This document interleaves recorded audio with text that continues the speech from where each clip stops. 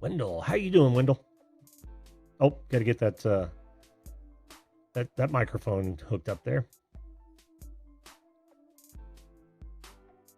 By the way, Inspired John, how you doing?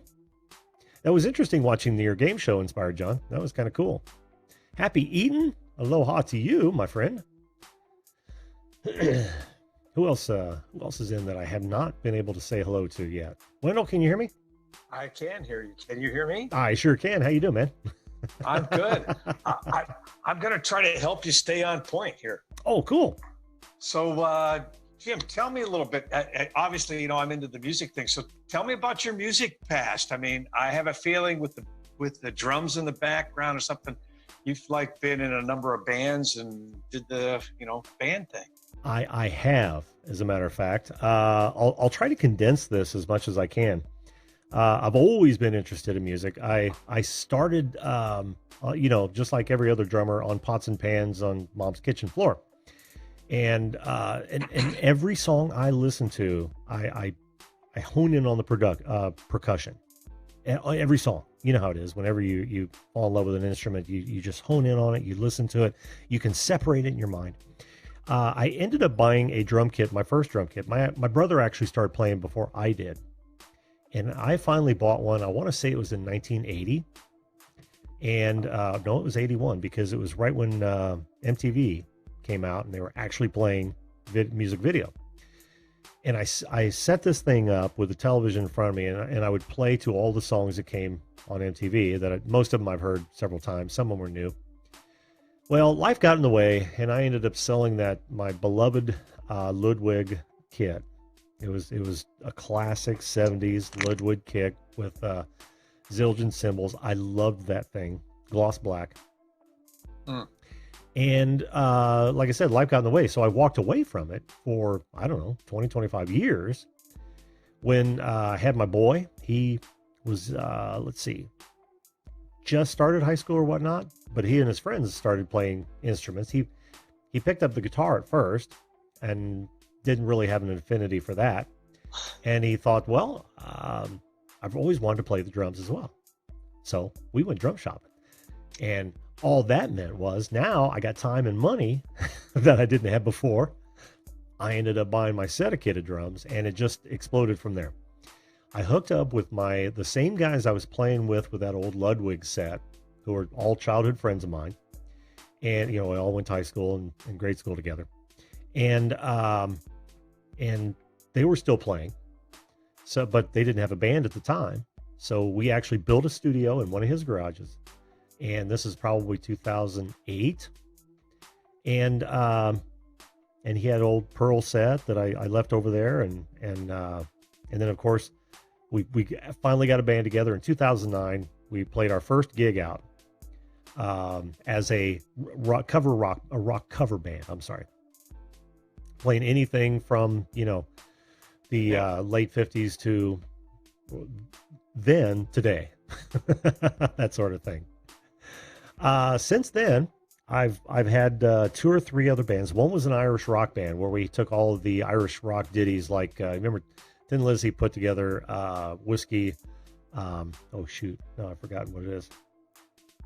Whiskey in the Jar. Okay, yeah. You know how that was rocked up? Well, we did that version of Whiskey in the Jar, which is actually just an old Irish field tune, you know, or bar ditty. But there are a lot of other bands who've done the same thing, and we rocked up all of these old Irish songs. I was in an 80s revival band where we did a whole lot of 80s stuff that wasn't big hair bands. Well, actually, it wasn't even that. Think Devo and NXS and yeah. Simple Minds, that sort of 80s music. Pop, if you will. And then an island music band where we played nothing but you know, those kind of songs that you would want to hear when you're going to the beach. Jimmy Buffett and stuff, right? Yeah, Jimmy Buffett, a lot of Zach Brown songs and that sort of thing. And excellent. Yeah, and now I'm in yet another band trying to put together a mix of classic rock and contemporary country. with those same childhood friends again. Well, look, my philosophy is you never quit a band because you never know when you're going to get back together with somebody. So you just take a hiatus. So Yes. you never quit a band. And that is no better illustrated than in the fact that I still own both URLs. I still manage both Facebook and Twitter accounts for both of the classic rock band and the Irish rock band. We never had one for the 80s band or any of the others in the island band. Well, no, that's not true. I still own the island band URL as well. Because it has happened already. The Irish band took a hiatus for 2 or 3 years and then decided to get back together. And I tell you, that was one of the most fun because during St. Patty's Day, Right. we would play gigs of anywhere from 500 to 2,000 people. Oh wow. That's good. And there's nothing like that. That's that's sex on stage right there. I love And that. when you have what's the right word? A preset audience. The owner's not asking you to how many people you're going to be bringing in. You got 500 people there. That's good. Yeah. We were asked to a lot of tent parties because there were not a whole lot of people playing that kind of music, right?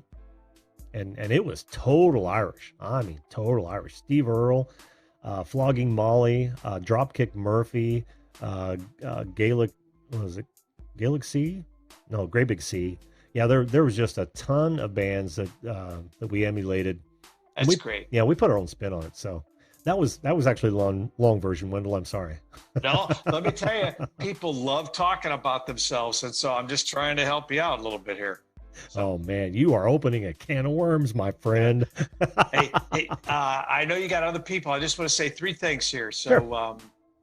I did I do all types of stuff. We did a little jazz gig the other night, and we asked this friend to sit in, this drummer friend to sit in.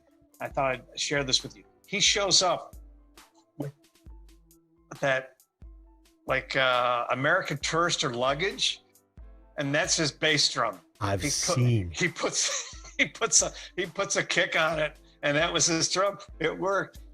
So second thing, I have seen people do that. Those are awesome if they're done right. The second thing, as I said, you never quit a band. A guy called me the other day. Hey, Wendell, we're doing something on Sunday. Can you just stop by and do a few tunes? So you never know where it's going to happen. And Nice. I think you live in Indiana, right? Is that where you are? Yep.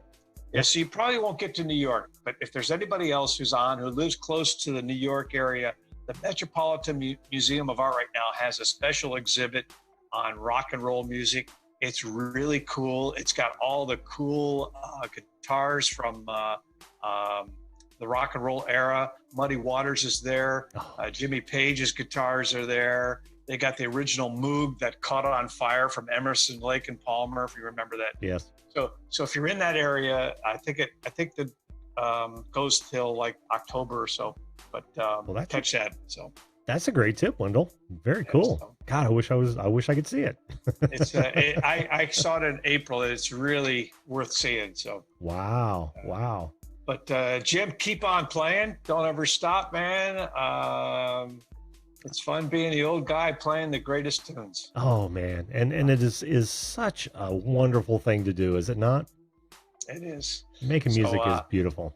I'm if I can finish this up, I'm doing Jump on Monday. I'm going to release Jump. The audio isn't as the best as I want because even David Lee Roth doesn't do this song live anymore. But I'm having fun with it. Who cares? If you guys don't like it, that's the way it goes. I'm loving it. Oh, that's the way to do it, man. There you go. Jim, hey, great talking with you, and we'll see you soon another night. Sounds good, Wendell. Thanks for being on, man. We'll talk to you. You got it, man. Bye-bye. Bye-bye. You too could be a guest on this show at any time. We're live every weeknight, 10 p.m. Eastern Standard Time. All you've got to do is hit that subscription button and ring that bell right now. Oh, and while you're at it, why not share this video? I'm sure my guests would appreciate it. Thanks again for watching, and we'll see you live.